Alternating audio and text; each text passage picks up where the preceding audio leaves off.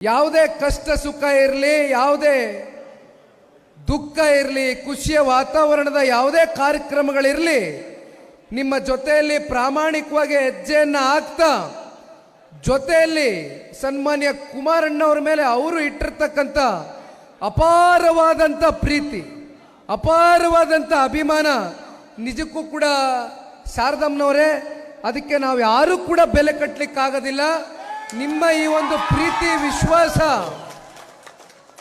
ಇವತ್ತು ಸನ್ಮಾನ್ಯ ಕುಮಾರಣ್ಣ ಅವ್ರನ್ನ ಮತ್ತೊಮ್ಮೆ ಮುಂದೊಂದು ದಿನ ಮುಂದೆ ಬರ್ತಕ್ಕಂಥ ಸಾರ್ವತ್ರಿಕ ವಿಧಾನಸಭಾ ಚುನಾವಣೆಯಲ್ಲಿ ಶಾರದಮ್ಮನವರು ಕೂಡ ಇವತ್ತು ಇಡೀ ರಾಜ್ಯ ವ್ಯಾಪ್ತಿ ನಾನು ಎಲ್ಲಿ ಕೂಡ ಹೋದಂಥ ಸಂದರ್ಭದಲ್ಲಿ ಕೇವಲ ಇದು ಜನತಾದಳ ಪಕ್ಷದ ಕಾರ್ಯಕರ್ತರುಗಳ ಭಾವನೆ ಅಷ್ಟೇ ಅಲ್ಲ, ಇವತ್ತು ರಾಜ್ಯದ ಉದ್ದಗಲಕ್ಕೂ ಕೂಡ 7.5 ಕೋಟಿ ಕನ್ನಡಿಗರು ಸನ್ಮಾನ್ಯ ಕುಮಾರಣ್ಣ ಅವರ ಅತ್ಯಂತ ಅಲ್ಪ ಅವಧಿಯಲ್ಲಿ ಕೊಟ್ಟಿರ್ತಕ್ಕಂಥ ಜನಪರವಾದಂಥ ಕಾರ್ಯಕ್ರಮಗಳು, ಯೋಜನೆಗಳು, ಅವರ ಸಾಧನೆಗಳು ಇವತ್ತಿಗೂ ಕೂಡ 7.5 ಕೋಟಿ ಕನ್ನಡಿಗರ ಹೃದಯದಲ್ಲಿ ಶಾಶ್ವತವಾಗಿ ಉಳಿದಿದೆ.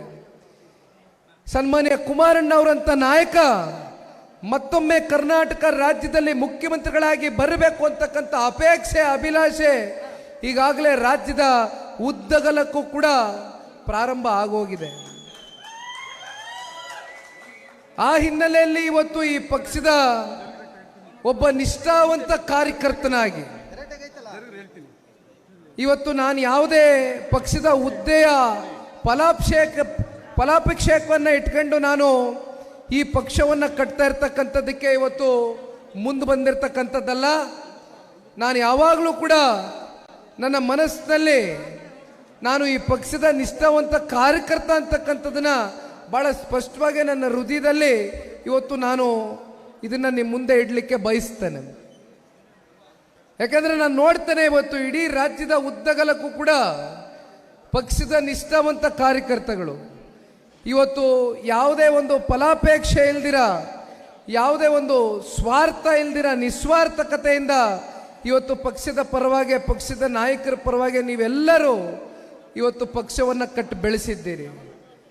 ಜನರೊಂದಿಗೆ ಜನತಾದಳ ಕಾರ್ಯಕ್ರಮದ ಈ ಒಂದು ಸಂದರ್ಭದಲ್ಲಿ ಇವತ್ತು ರಾಜ್ಯ ವ್ಯಾಪ್ತಿ ನಾನೇನು ಪ್ರವಾಸವನ್ನು ಮಾಡ್ತಾ ಇದ್ದೇನೆ.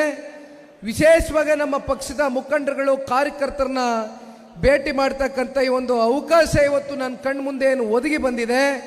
ಇವತ್ತು ನಿಮ್ಮೆಲ್ಲರ ಜೊತೆ ಒಂದು ಸಂಬಂಧ, ಒಂದು ಬಾಂಧವ್ಯ, ಒಂದು ಸಂಪರ್ಕವನ್ನು ನಿರಂತರವಾಗಿ ಹೊಂದಬೇಕು ಅಂತಕ್ಕಂಥ ಅಭಿಲಾಷೆಯಿಂದ ಇವತ್ತು ನಿಖಿಲ್ ಕುಮಾರಸ್ವಾಮಿ ಇವತ್ತು ನಿಮ್ಮ ಎದುರುಗಡೆ ಬಂದು ನಿಂತಿದ್ದಾನಣ್ಣ.